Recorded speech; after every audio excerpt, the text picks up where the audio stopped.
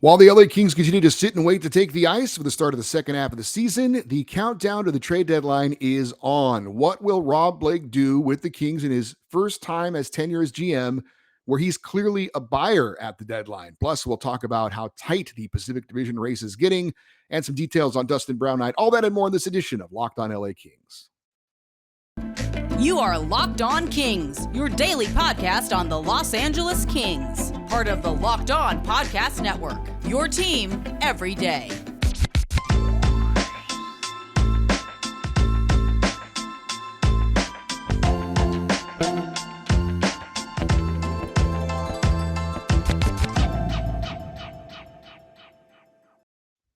Hey, Kings fans, welcome to Locked On LA Kings, your team every day. Thanks for making Locked On LA Kings your first listen every day. We are free and available wherever you get your podcasts and on YouTube. Please like and subscribe if you are enjoying this content.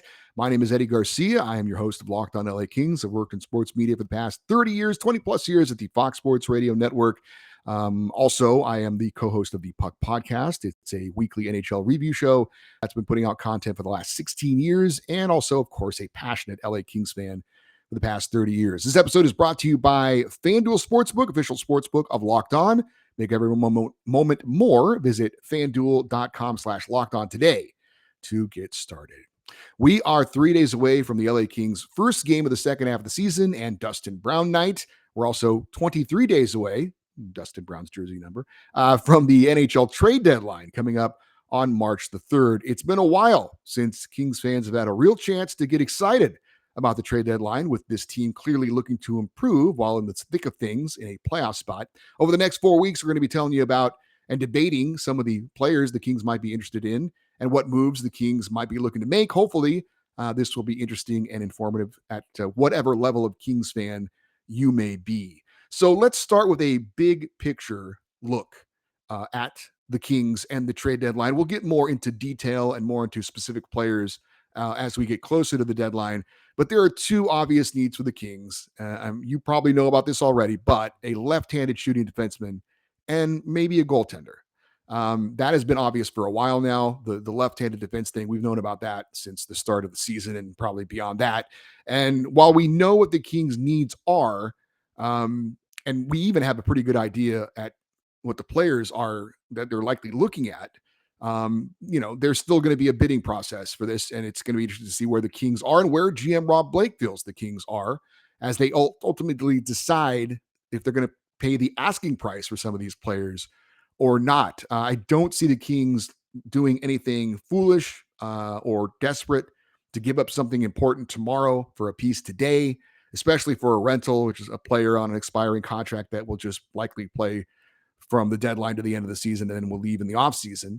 I still think there are deals to be made, and I'd be shocked if the Kings don't do something at the trade deadline. That said, it may not be the deal that a lot of Kings fans would like to see. As a matter of fact, I think it's likely the Kings make an addition, but I don't know that it's going to be a huge addition. A depth defenseman on the left side, not necessarily a huge impact player, but somebody that will help out, likely maybe play on the second pairing. I could also see the Kings looking for a depth goalie in case of something happening with Phoenix Copley and you're not real comfortable turning to Jonathan Quick and Cal Peterson for a team that's battling for a playoff spot. But the big question to me is now the time for the Kings to make a big swing? Will the Kings go after the best available left-handed defenseman on the market, which is, of course, Jacob Chychrun, in a move that would help them now and in the future? Will the Kings go after a number one goalie that could help them now and in the future, like a Thatcher Demko from Vancouver? The asking price is going to be high for those kinds of players. And just a reminder, this isn't fantasy football or hockey. This isn't just swapping a player for a player. The Kings still have to make sure this all works out under the salary cap. The Kings currently have $1,072,465 in cap space, according to capfriendly.com. Of course, a big part of the question is what are the Kings willing to give up? Depending on how much they're looking to improve, of course, you've got to give to get. The good news is that if LA does want to make a move, big or small, they do have a lot of good young assets that they can do something with to make an impact, whether it's a major one or a minor one. without losing anybody on the current roster. So to look at how likely it'll be that the Kings make a move, I think you have to look at the man who ultimately will make the decision to trade or not to trade. And that, of course, is GM Rob Blake. Of course, he's going to have input from the scouting department and his assistant GMs and all the people like that. But ultimately, it does come down to Rob Blake signing off on these things or not. And he's the one who's going to get the praise or the criticism for the most part. How much pressure is Rob Blake under to make a move? And honestly, I would say not much. And that is not to say, he doesn't have pressure on himself, but we're talking about like outside pressure of this market and the reality of the LA Kings. Do the Kings have a demanding owner or ownership group? Not really. The Kings ownership group really is pretty hands off. When they're going to get involved is frankly when the team isn't doing well and people stop showing up for the games. That's when that's when it gets their attention. Otherwise, they kind of let Luke Robitaille and Rob Blake kind of do your thing. If we're winning and people are showing up, great, keep it going, guys. But they're a pretty hands off organization as far as the ownership group for the Kings. So is there pressure from an owner or an ownership group, a demanding owner like that? And the answer really is no. What about media pressure? There's really not much there, frankly. If Rob Blake doesn't do something at the deadline that is of any significance, are they going to be talking about it on the local sports talk radio show? No, they're probably not.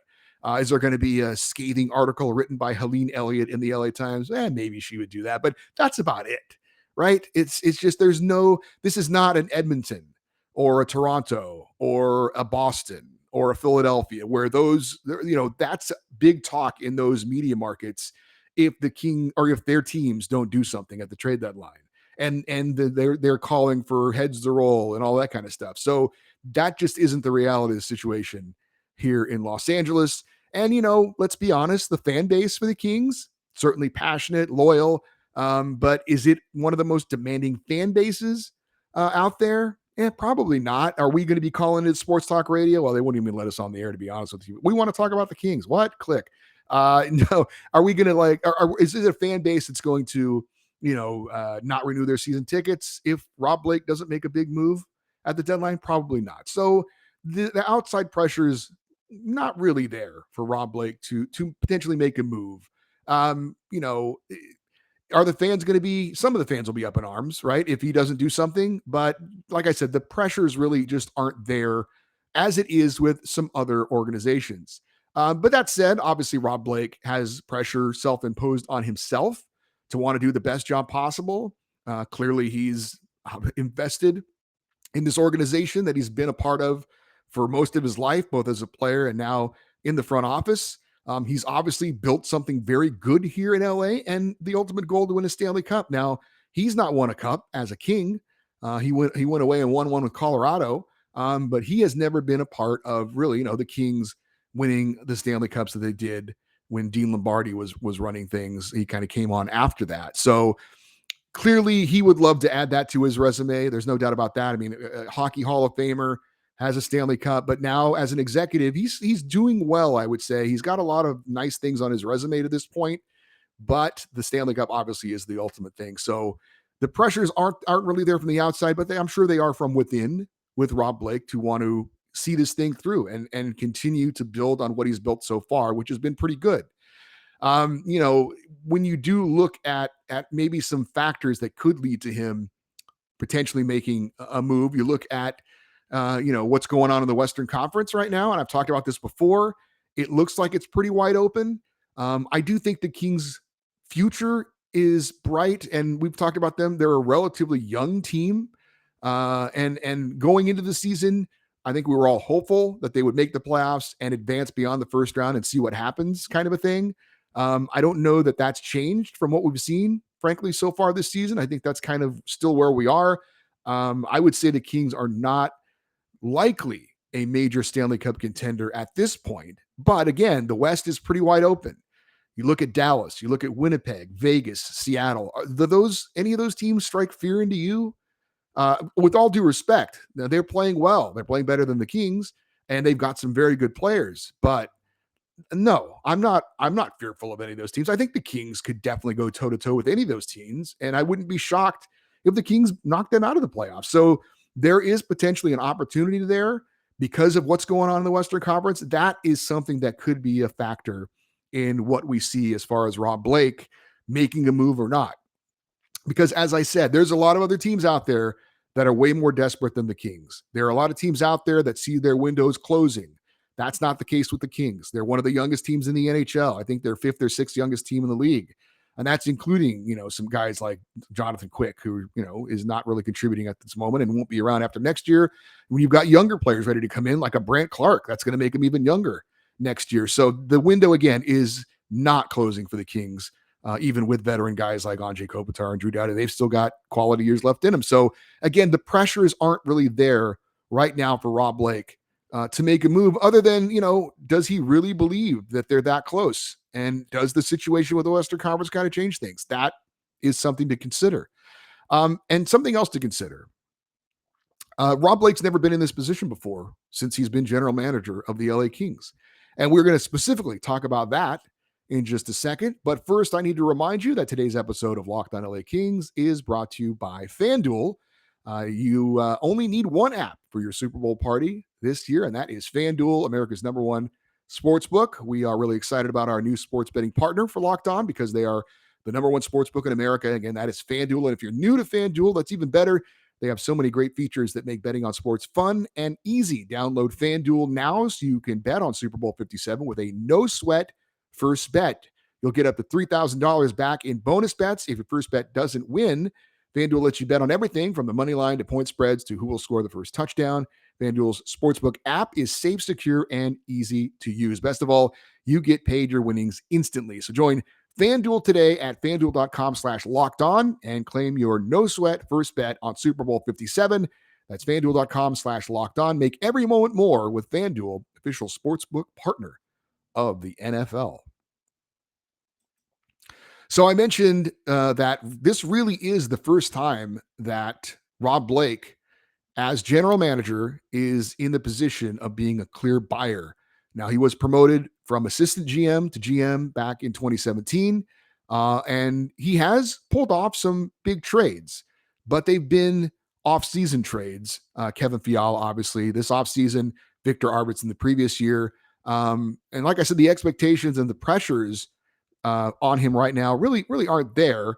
But we'll see how it goes for Rob Blake this year because as opposed to last season, and we're going to talk about that in a minute at the deadline, again, the Kings are clearly much more in a position to be a buyer, much more in a position with how they're playing to make an ad and help them out to hopefully advance in the playoffs. Now, last season at the deadline, the Kings were a bit of a surprise, and making it into the playoffs was probably a little bit sooner than a lot of us thought they would. And so as a result, at the deadline, it wasn't not much there, right? Rob Blake went out and made a minor move. He picked up a reliable defenseman in Troy Stecher from the Detroit Red Wings for a 7th-round draft pick. Stecher played in 13 regular season games for the Kings, and in 4 of their 7 playoff games, he had 2 goals and 2 assists, and that's pretty good for a guy like Troy Stecher. But he was just a rental, left after the season. He's now playing in Arizona. For sure, a minor move at the deadline for Rob Blake. Low risk move. They just gave up a 7th-round pick to get somebody who did make some decent contributions. But all in all, a good move by Rob Blake. But we're not expecting a Troy Stecher this time around, I think, for the most part. And I think that those expectations are valid. Those are not wild expectations. Again, looking at Rob Blake in his career at the deadline, previous year, before last year, Kings were out of the playoff picture at the deadline. They were clearly sellers, and they shipped off Jeff Carter to the Pittsburgh Penguins for a 3rd and a 4th-round pick. The 3rd-round pick ended up being traded to the Lightning for a 3rd-round pick and a 6th-round pick, and those picks turned into forwards Kenny Connors and Jared Wright, a couple of young guys who were still waiting to see what happens with them. The year before that, at the trade deadline, obviously more of a rebuild for the LA Kings, shipping off veteran pieces like Alec Martinez, Tyler Toffoli, Derek Forbort for prospects and for picks. One of the picks for Tyler Toffoli ended up being Brock Faber, who ended up being traded to bring in Kevin Fiala. So it's not always about just drafting guys. It's also about using those draft picks to draft guys to use them as pieces to bring in other key components like they did with Kevin Fiala. The one of the picks for Derek Forbert turned into Samuel Hellenius. So just kind of, again, rebuilding for the Kings with Rob Blake not being buyers, being sellers. And then the year before that, once again, the Kings were not buyers, they were sellers. They at the trade deadline, they sent off some minor pieces like Carl Hagelin and Oscar Fantenberg, which is a name I have not thought of in quite some time. There was a deal the previous year, at about a month before the trade deadline. You might remember Rob Blake traded Jake Muzzin to Toronto, and he got Sean Dursey, Carl Grundstrom, and a number one pick in return, which turned into defenseman Tobias Bjornwood. So again, he's done some very good things at the deadline, but he's never been in this position before. This is uncharted territory for Rob Blake at the deadline because of how he's built the team so far and the position that they're in. This is a good team. Now he has to help that team to be better. But will he be cautious, thinking they're not quite there yet? Or will he be aggressive, thinking maybe the door is open sooner than everybody thought it would be? Likely, it also depends entirely on what other teams are asking for. But my feeling is that Rob Blake will only make a big move if the situation is perfect. I really can't see him giving up anything substantial for a player that isn't likely going to help the Kings now and in the future. I'm betting that Rob Blake realizes that the Kings are probably still a season away. And, there are certainly cap considerations and things open up in the offseason with some contracts that are expiring. I do expect something bigger than a Troy Stetcher for sure. But a blockbuster move by the Kings, I would be surprised to see it. I'm not saying I don't want to see it, but I would be surprised to see it. So again, with Rob Blake being in this situation that he's never been in before, it is going to be really curious to see how aggressive he is or not. So we've got 64 days left in the NHL regular season. That's 9 weeks in a day. The regular season ends on April the 13th. The Kings have 29 games left. And I don't know about you, but I've already started watching the scoreboard. And that includes what's going on with the Kraken and the Golden Knights and the Oilers. They have all played games already this week while the Kings sit and wait. And there is also something else to keep an eye on. And again, that's where the Kings sit in a playoff spot. And that could have an impact on what Rob Blake decides to do, whether he wants to help the team or not, based on where the Kings are on the standings, because it's getting tight. Last night on Tuesday, the Kraken were shut up by the Islanders 4-0.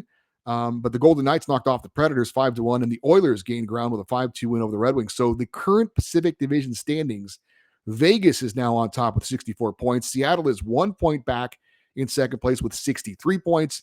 And the Kings also 63 points, but they're in third place right now, falling down a spot because Seattle has 3 games in hand and one more regulation win than LA. And the Oilers are now just 1 point back of the Kings, 62 points in fourth place in the division. So things, again, are getting really tight right now.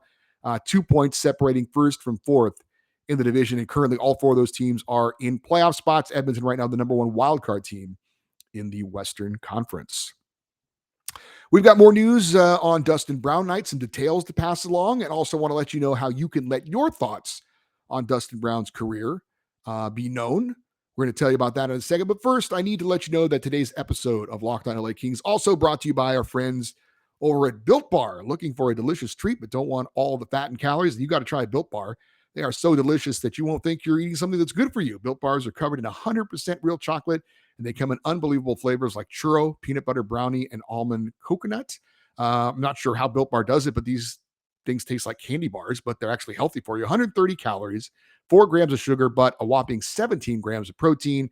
And now you don't need to wait around to get a box. For years, you've been told that you got to go to built.com and order them, and you could still do that.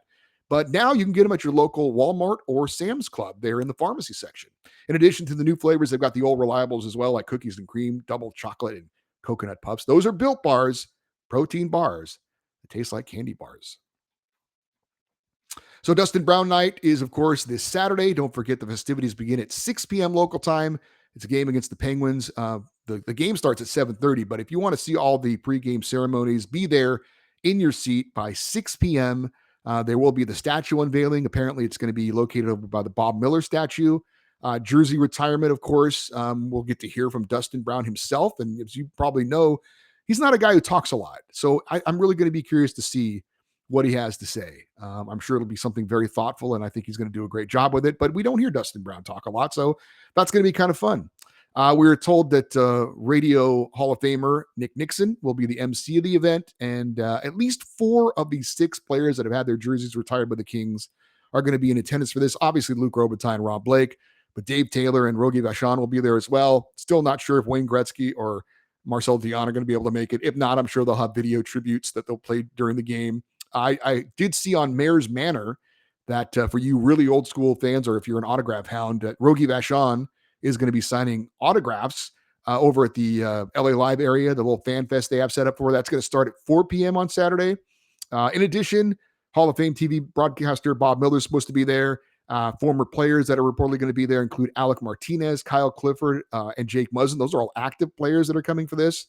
You've got Rob Scuderi, Matt Green, Jarrett Stoll, Matthias Nordstrom, an old fan favorite, and Jeff Carter playing with the Penguins in town will get to be there as well. And I have been told that Bally Sports West is going to televise the entire ceremony in its entirety. So if you're looking to watch the festivities on TV, you'll need to be tuned in by 6 p.m. as well. Also, I would love to get your thoughts on Dustin Brown. We will have a special Dustin Brown Feedback Friday show. It will be on Friday. So if you could, I'd love to have you email me with your favorite Dustin Brown memories, stories, or just share your feelings about Dustin Brown's career. And I've mentioned this. I think he's the greatest King of all time. Would you agree or disagree with that? And we don't want to slight the guy on his special night, but it's a fun debate. No harm in that. So send your emails to lockedoneddie@gmail.com, EDDIE, lockedoneddie@gmail.com. You can also share your comments below if you are watching on YouTube. Looking forward to Dustin Brown night and our Dustin Brown Feedback Friday show. Again, lockedoneddie@gmail.com. We're also on Twitter at LockedOnLAKings and on Instagram at LockedOnLAKings as well for you to be interactive with the show. One other quick Kings note. If you don't follow college hockey, and chances are if you are in LA, you probably don't, but one of the biggest events in college hockey is the Beanpot Tournament in Boston.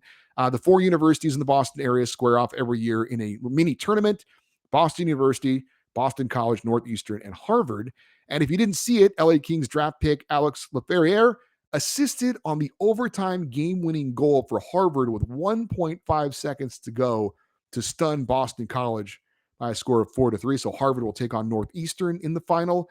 As for Laferriere, he's second on the team for Harvard in goals with 13, second on the team in points with 29 in 23 games.